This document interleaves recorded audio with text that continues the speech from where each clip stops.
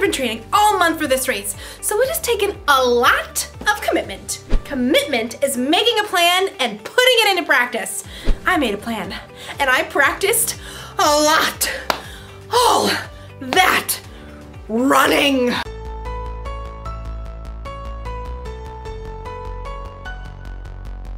And strength training. And even training my brain. For a month, it's like training has been my life. Like, I thought about this race constantly. When I decided what to eat.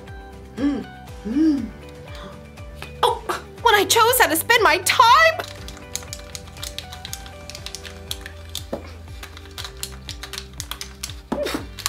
From morning until night, I kept my mind on the race. That's what you gotta do when you truly commit to something. Like, you've gotta live like it's important to you. Today's story is about a woman who lived her whole life that way. I'll see you when you get back. I've gotta get this party started!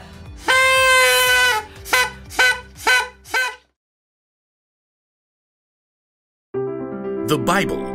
It's 66 books of history, stories, letters, and poetry that fit together to form God's one big story. The epic adventure of how He created us and loves us so much that He made a way to rescue us.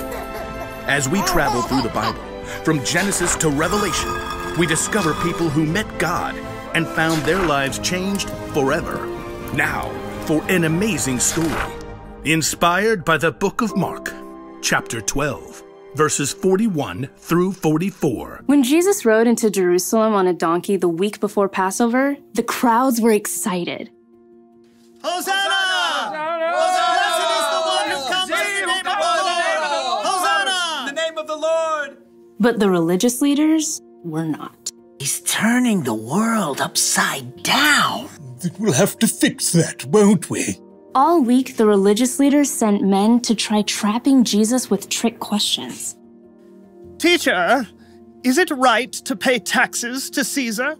Every time, Jesus gave a wise answer that caught them off guard.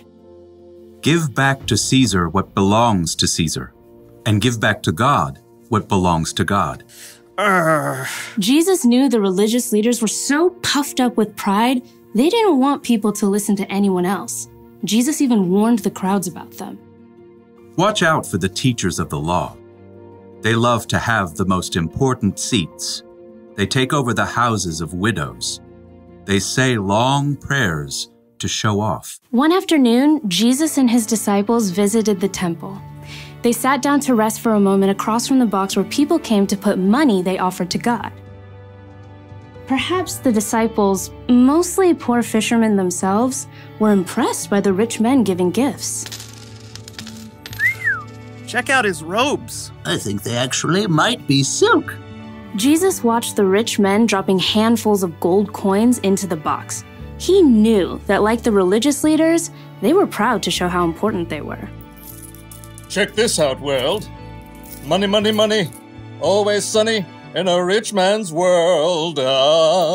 Even though these wealthy men were giving impressive amounts of money, Jesus knew they had so much, this was easy for them. Simply a drop in the bucket. Huh. She looks a little out of place. The next person in line clearly wasn't wealthy. In fact, her patched robe showed she didn't have an extra cent to spare. A widow, probably. At that time, if a woman's husband died, she had no way to earn money and often had to live on next to nothing. 2 pennies? How's that gonna help anyone? Jesus was watching the woman too, but he saw something different, something more. Come over here, all of you. The disciples gathered around Jesus. What I'm about to tell you is true. That poor widow has put more into the offering box than all the others. Jesus' friends tried to sort it out. Excuse me, pennies versus gold? You couldn't buy an order of fish nuggets with that. Jesus knew what his disciples were thinking. The others all gave a lot because they are rich, but she gave even though she is poor. She put in everything she had. That was all she had to live on.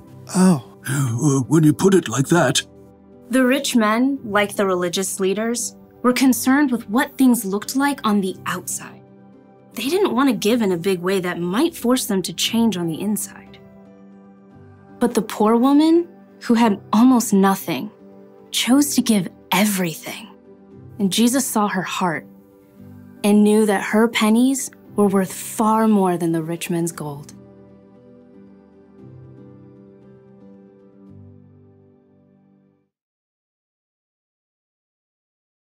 Nobody else thought a poor woman giving 2 small coins was a big deal, but Jesus saw the truth. Other people gave because they were rich. This woman gave everything she had because she was putting her trust in God. She was living for Him. And that's something to celebrate. Woo! Yeah!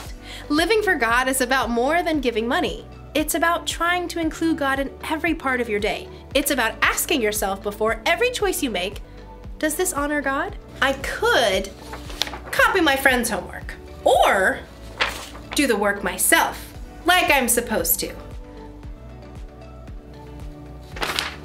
I'm gonna do the work. Or ask yourself, does what I'm about to do show love to others?